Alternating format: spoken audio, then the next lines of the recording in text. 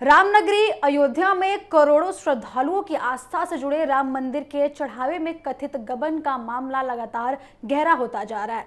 इस मामले की जांच कर रही एसआईटी ने अब अपनी जांच को और भी ज्यादा तेज कर दिया है। गुरुवार को एसआईटी की टीम ने राम मंदिर परिसर में करीब 8 घंटे तक मैराथन जांच की।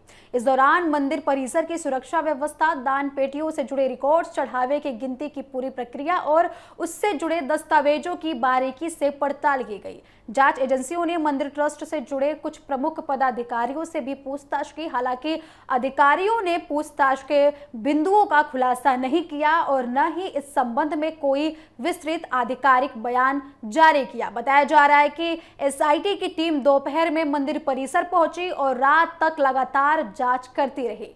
टीम का उद्देश्य ये समझना था कि दान की राशि और कीमती सामान की सुरक्षा, उसकी गिनती और बैंक तक पहुंचने की पूरी प्रक्रिया किस तरीके से संचालित होती थी। जांच के दौरान अधिकारियों ने उपलब्ध दस्तावेजों, रजिस्टरों और अन्य रिकॉर्ड्स का भी मिलान किया। जांच एजेंसियों ने यह पता लगाने की पूरी कोशिश की कि कहीं व्यवस्था में ऐसी कोई खामी तो नहीं है जिसका फायदा उठाकर कथित तौर पर चढ़ावे में हेरा फेरी की गई। वहीं सूत्रों के अनुसार एसआईटी ने श्री राम जन्मभूमि तीर्थ क्षेत्र ट्रस्ट के पूर्व महासचिव चंपत राय सहित कुछ अन्य पदाधिकारियों के बयान भी दर्ज किए हैं। पुलिस अधिकारियों का कहना है कि जांच के दौरान क्या बातचीत हुई, ये गोपनीय प्रक्रिया का हिस्सा है और फिलहाल इसे सार्वजनिक नहीं किया जा सकता। अधिकारियों का कहना है कि जांच अभी लगातार जारी है और सभी पहलुओं की गहनता से पड़ताल की जा रही है और अंतिम निष्कर्ष जल्द ही सामने आएगा।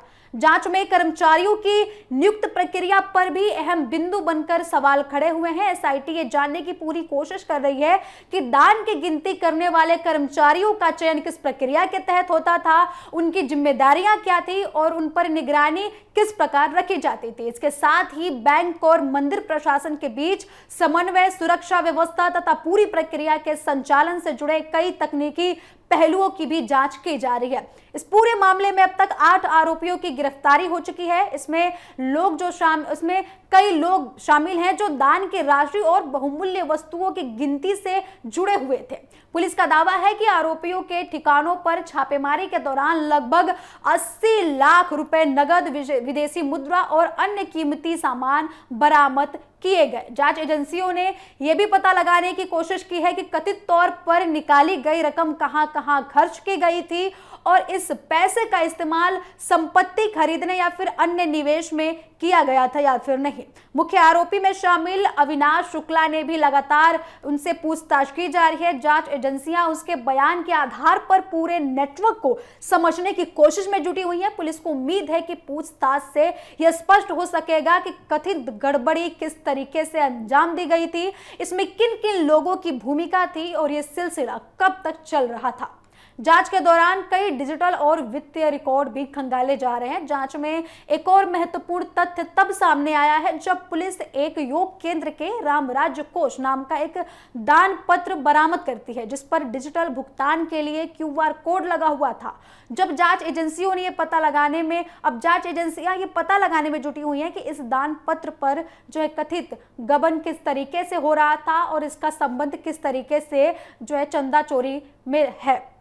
फिलहाल इस संबंध में भी जांच जारी है और अधिकारी कोई भी टिप्पणी करने से अभी बच रहे हैं। एसआईटी की शुरुआती जांच में दान प्रबंधन व्यवस्था में कई प्रक्रियागत कमियों की बात सामने आई है। रिपोर्ट्स के मुताबिक सुरक्षा संबंधित मानकों पर पूरी तरीके से उनका पालन किया जा रहा है। कर्मचारियों की नियमित तलाशी, सीसीटीवी फुटेज की सुरक्षा, संरक्षण और अन्य जरूरी नियमों में भी लापरवाही के संकेत मिले हैं, जिसके बाद जांच और भी ज्यादा तेज हो गई है। जांच एजेंसियों का मानना है कि यदि इन प्रक्रिया का सख्ती से पालन होता है तो कथित गड़बड़ियों को समय रहते रोका जा सकता था। इस मामले में राजनीतिक हलकों में भी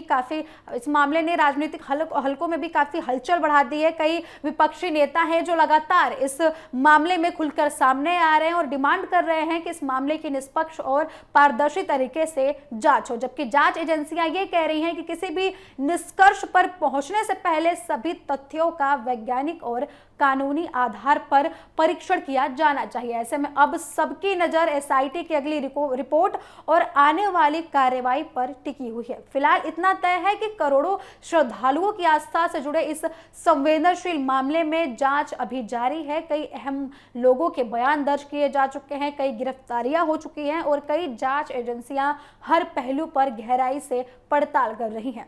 हालांकि किसी भी व्यक्ति की जिम्मेदारी या फिर दोष अभी तक तय नहीं किया गया है, जो जांच होने के बाद ही तय किया जाएगा। ऐसे में आने वाले दिनों में इस मामले में और भी बड़े खुलासे सामने आ सकते हैं। आपको बता दें कि लगातार राम मंदिर चढ़ावा चोरी में गड़बड़ी में बड़े खुलासे नजर आ रहे हैं।